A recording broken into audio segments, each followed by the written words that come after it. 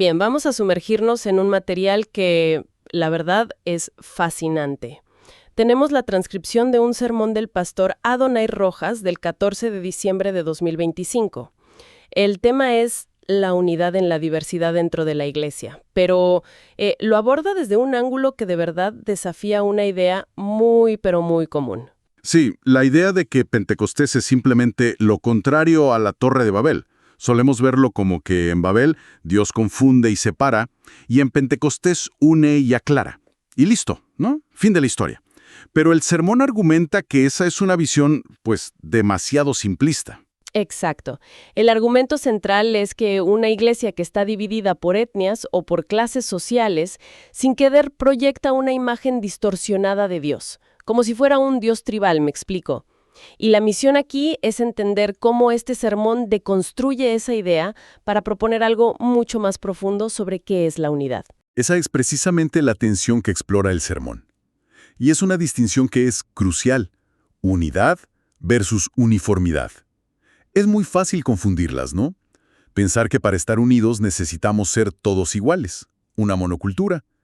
Pero el argumento aquí es que el plan de Dios hace algo mucho más difícil y más hermoso: santificar la diversidad, no anularla. Bueno, empecemos por el punto de partida del sermón, que es un llamado del apóstol Pablo en Romanos 15. Recibíos los unos a los otros como también Cristo nos recibió. El pastor lo hace muy práctico desde el inicio, mencionando que su propia congregación, aunque es pequeña, tiene gente de varias nacionalidades, de varias culturas.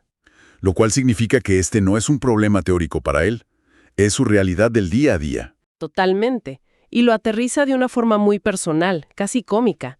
Cuenta que su propia esposa le tiene que decir que deje de empezar cada frase con «allá en Colombia». Me parece un detalle genial, porque demuestra que esto no es un problema abstracto de teología. Claro. Es una tendencia humana muy natural, la de crear un nosotros versus un ellos que hay que combatir activamente, hasta en las cosas más pequeñas. Y para entender la solución que propone Pentecostés, el sermón nos lleva primero al problema original, la Torre de Babel, y redefine cuál fue el verdadero pecado ahí. No fue solo la soberbia de construir una torre alta, Según el sermón, fue un acto de rebelión contra el mandato de Dios de llenar la tierra. Querían crear una monocultura centralizada, un solo pueblo, un solo idioma, en un solo lugar. O sea, una uniformidad forzada. Es decir, el proyecto de Babel era en esencia antidiversidad. Querían evitar la dispersión que, pues por naturaleza, crea culturas distintas. Exactamente. Entonces, la confusión de lenguas no fue un castigo arbitrario. Fue la consecuencia directa de su acción. Fue un juicio divino que, paradójicamente, generó la diversidad cultural. Y aquí viene lo interesante. La providencia de Dios toma ese resultado de un juicio, la creación de diferentes grupos étnicos, las etne en griego, y lo redime.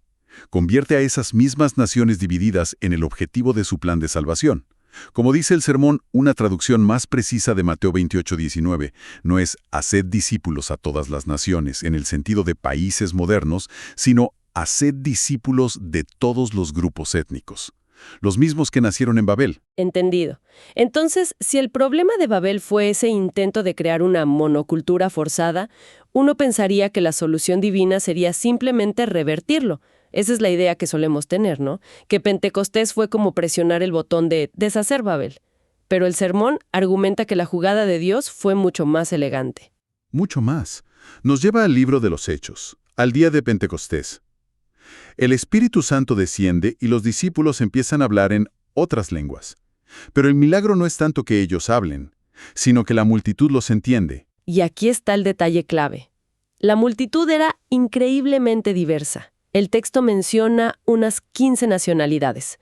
Partos, medos, elamitas, gente de Mesopotamia, Judea, Capadocia, y cada uno de ellos exclama: «Hoy les oímos hablar en nuestra propia lengua, en la que hemos nacido». La palabra griega que se usa ahí es dialecto, nuestro dialecto. No es una lengua celestial extraña, es el idioma de su hogar. Y aquí me surge una duda que el sermón aclara muy bien. ¿Por qué Dios no hizo que todos entendieran un solo idioma, como el arameo o el hebreo? Hubiera sido más eficiente, por así decirlo. ¡Claro! Un solo predicador, un solo idioma, un solo mensaje. Exacto, y esa es la genialidad del asunto. Imponer una lengua sagrada habría sido repetir el patrón de Babel, una cultura central que se impone sobre las demás. Habría sido un retroceso a la uniformidad. En cambio, el Espíritu Santo hace el trabajo de traductor. El mensaje, que es uno solo, las maravillas de Dios, se derrama en la vasija de cada cultura.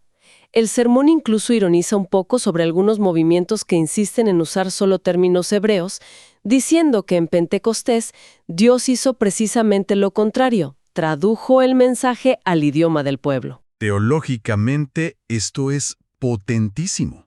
Significa que Dios valida cada cultura y cada idioma como un recipiente digno y capaz de contener la verdad del Evangelio.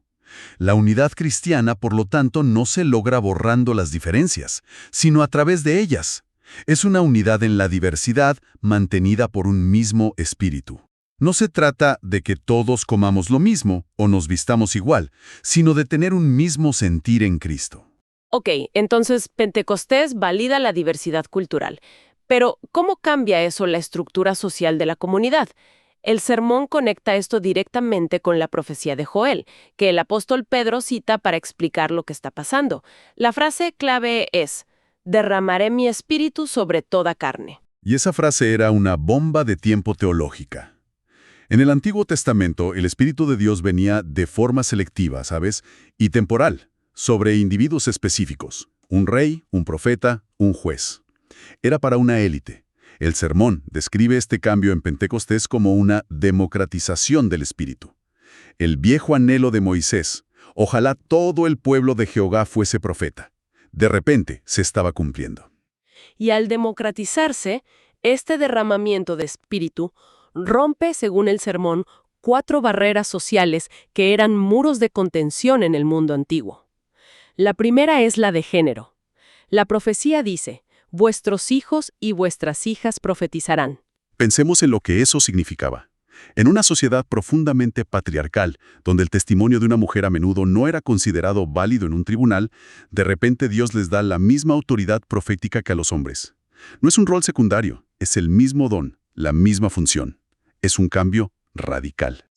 Esto también nivela el campo de juego, ¿no? Ni la impulsividad de la juventud es un impedimento, ni la aparente debilidad de la vejez es una desventaja. Ambas etapas de la vida son canales válidos para la revelación de Dios. Se rompe la jerarquía de la edad. La tercera es la del estatus social. Y esta es quizás la más revolucionaria para su tiempo. La profecía dice que el Espíritu se derramará sobre mis siervos y sobre mis siervas, es decir, esclavos. Tenemos que detenernos a pensar en lo que esto significaba. El sermón lo recuerda bien. En el Imperio Romano, un esclavo era, en palabras de Aristóteles, una herramienta parlante, una propiedad con voz, no una persona. Es una descripción brutal. Lo es. Y en ese contexto, que Dios les diera acceso directo a la revelación, poniéndolos al mismo nivel profético que un ciudadano libre, no era solo impensable, era socialmente subversivo. Les otorgaba una dignidad y un valor intrínseco que la sociedad les negaba por completo. Y la cuarta barrera, por supuesto, es la etnicidad. La frase toda carne y la promesa que Pedro añade al final de su discurso. Para vosotros es la promesa y para vuestros hijos y para todos los que están lejos, sentaron las bases teológicas para lo que vendría después, la inclusión de los no judíos. El apóstol Pablo es quien luego le pone la doctrina a esta nueva realidad. El sermón se apoya en un texto clave, 1 Corintios 12:13, porque por un solo espíritu fuimos todos bautizados en un cuerpo, sean judíos o griegos, sean esclavos o libres. El Espíritu Santo es el agente que nos sumerge, que nos bautiza en esta nueva comunidad, el cuerpo de Cristo, donde esas divisiones tan profundas del mundo antiguo ya no son la identidad principal de una persona. Ojo, no es que dejen de existir. Un esclavo seguía siendo legalmente un esclavo, pero son relativizadas por una identidad superior. Y el sermón no deja esto en la teología abstracta, sino que lo aterriza con ejemplos muy concretos y actuales. El pastor advierte a su congregación sobre el peligro de crear trincheras culturales dentro de la misma iglesia. Usa una imagen muy vívida que me imagino que muchos han visto. Los colombianos con sus arepas en una esquina, los salvadoreños con sus pupusas en otra y los mexicanos con sus tacos por allá. Grupos que coexisten, pero no conviven. Es un reflejo de esa tendencia humana que mencionabas al principio. Nos sentimos más cómodos con lo familiar. El desafío es cruzar el pasillo. Exacto. Y luego menciono un ejemplo que es realmente duro, de la historia de la iglesia en Estados Unidos. La segregación racial. Iglesias para blancos e iglesias para morenitos. Una contradicción flagrante del principio de Pentecostés. Incluso comparte una experiencia personal de un miembro de la iglesia, el hermano Adrián Burgos, a quien por su color de piel no le permitían entrar a ciertos lugares, mientras que a su compañero, de piel más clara, le abrían la puerta sin problemas. Es una imagen muy potente del tipo de herida que el sermón está tratando. Y esa imagen se conecta directamente con el argumento teológico central. Una iglesia fragmentada, donde hay un Dios para los blancos y otro para los morenitos, o un Dios para los colombianos y otro para los salvadoreños, proyecta la imagen de un Dios tribal, un Dios local, pequeño. En cambio, una iglesia que logra una unidad genuina en medio de su diversidad, refleja la gloria de un creador monoteísta, que es Señor de todos. La comunidad de creyentes debe ser un testimonio visible de esa verdad universal. El ejemplo práctico por excelencia que se cita para ilustrar esto es la carta a Filemón, que trata sobre su esclavo fugitivo, Onésimo. Sí, esta pequeña carta es una bomba social. Onésimo había escapado, probablemente robando a su amo, Filemón, en el proceso. Según la ley romana, el castigo podía ser la tortura, ser marcado en la frente con una F de fugitivo o incluso la muerte. Pablo lo encuentra, Onésimo se convierte al cristianismo y Pablo lo envía de vuelta a su amo. Lo cual suena terrible a primera vista. Suena terrible, hasta que lees lo que Pablo le escribe a Filemón. Le dice, recíbelo no ya como esclavo, sino como más que esclavo, como a hermano amado. Y luego sube la apuesta.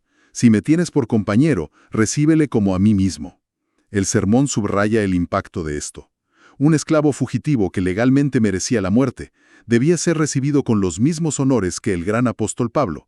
Se le pide a Filemón que ignore por completo las categorías legales y sociales de su mundo y opere bajo una nueva ley, la del amor en Cristo. Es la aplicación práctica de ni esclavo ni libre. No busca borrar nuestras identidades culturales, sino redimirlas y ponerlas al servicio de algo más grande. Pentecostés no nos devuelve a la uniformidad forzada que se intentó en Babel, sino que crea una comunión donde nuestras diferencias, en lugar de ser motivo de división, se convierten en una ofrenda diversa y agradable a Dios, compuesta por gente de toda tribu, lengua y nación. Exacto. Y el sermón concluye con un adelanto para el siguiente, que nos deja con una reflexión final muy potente y un poco incómoda. Menciona que a pesar de que el apóstol Pedro fue quien predicó este mensaje tan inclusivo y revolucionario en Pentecostés, a él y a la iglesia primitiva les tomó años y mucho conflicto asimilarlo por completo.